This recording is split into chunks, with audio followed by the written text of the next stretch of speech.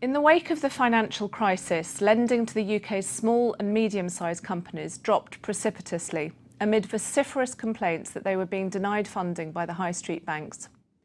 In response, then Business Secretary Vince Cable set up the British Business Bank. Its chief executive is Keith Morgan, who previously worked at Abbey National and then helped manage the taxpayers' stakes in Northern Rock and Bradford and Bingley after they were bailed out by the government. Keith, thank you very much for talking to the FT today. Hello. Can I start off by asking you, what has the British Business Bank achieved so far? Sure. Well, the British Business Bank is there to ensure that there's a better and greater and more effective supply of finance for small businesses in areas where the marketplace doesn't work properly.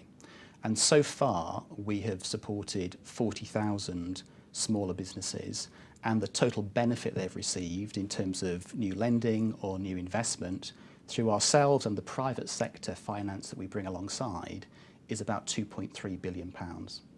Have you had the opportunity to meet the new Business Secretary, Sajid Javid? I mean, do you think he's as enthusiastic about the whole concept of the bank as his predecessor was? Well, we have got three important manifesto pledges that came from the current government. The first is that the government has committed to increase the number of start-up loans to 75,000 by the end of the period.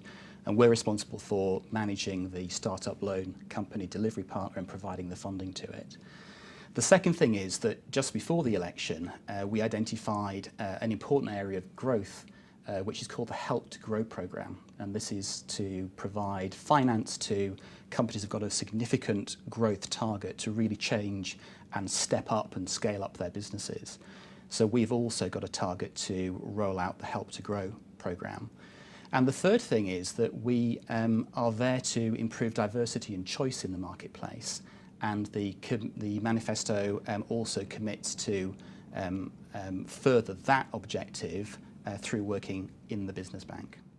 But given that the UK economy has picked up, reasonably sharply, is the British Business Bank still needed? How long do you think it should or will remain in existence? So there are some areas of the marketplace for small business finance where if you're a small business, the smaller you are, or if you have a very young track record, so you're early stage, you will always find it relatively more difficult to secure the finance that you need. And it's for those reasons that the British Business Bank exists, to ensure that in areas which the private sector would find it very difficult to provide the finance because the economic equation is not compelling enough, then we are there to step in and to provide that finance working with the marketplace. And the key thing I do want to emphasise is that we work with the marketplace and not in competition with the marketplace. So we deliver our solutions in the market through over 80 different finance partners. And that's how we make sure that A, we leverage their reach, and B, we ensure we bring along private sector funding alongside us. Yes, I wanted to ask you about that model because the Labour Party said that if it had won the election, it would have turned you into a direct lender rather than following the model of co-investing alongside private sector providers. Wouldn't that have been a better idea? Well, we think that the model of working through the marketplace is very effective. What it allows us to do, it allows us to get our solutions to the market without building up a very costly infrastructure of distribution. But I think it also ensures that we're aligned with the private sector. I think that this country's got a very healthy respect for free markets. And what we are doing is we are working with those markets.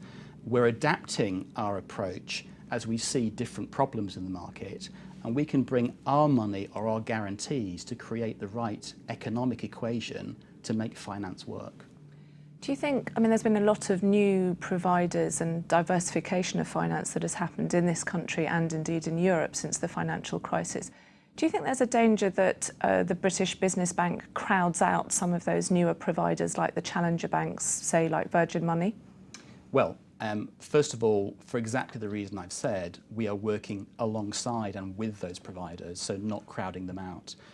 Good examples of that is that we have played an important role in funding some of the newer and alternative finance providers.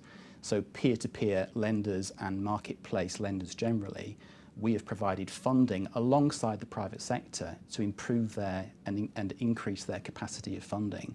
So in that way, we're not competing against them, we're actually working with them. The British Business Bank has £3 billion of funding from the taxpayer. You have a mandate to make a just over 2% return on that money over a period of time to 2019. The most recent announcement of your performance was that you'd made a 1.3% return.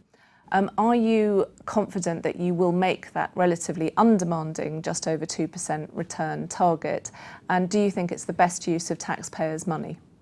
So the 2% target is a target for 4 years' time, and the 1.3% this year is in excess of our plan. So we're very, very pleased with our financial performance. The key thing about the British Business Bank is it's not there to be any other normal private sector bank. And we're trying to deliver benefits that go above and beyond financial performance to the economy as a whole. So to give an example, we operate giving £5,000 startup loans to very, very early stage companies where the private sector would not see any compelling economic reason to participate. So our returns are always going to be lower than a private sector bank, and we are measuring ourselves not only on profit but on other metrics as well. In that way, what the taxpayer is securing are all the benefits of the new business creation, the increased investment and the new jobs created, but at no monetary cost to the taxpayer. Are you ready to play long short? Absolutely. Jeremy Corbyn to win the Labour Party leadership election. Long. Labour to win the next election. Short. The UK public to vote to leave the EU. Short. Greece to leave the Eurozone. Short. Another UK financial crisis in the next 10 years. Short. A global financial crisis in the next 10 years. Short. A challenger bank to have greater market share than the big four high street banks. Long, over a period of time. The British Business Bank to be in existence in 10 years' time. Long. Thank you very much. Thank you.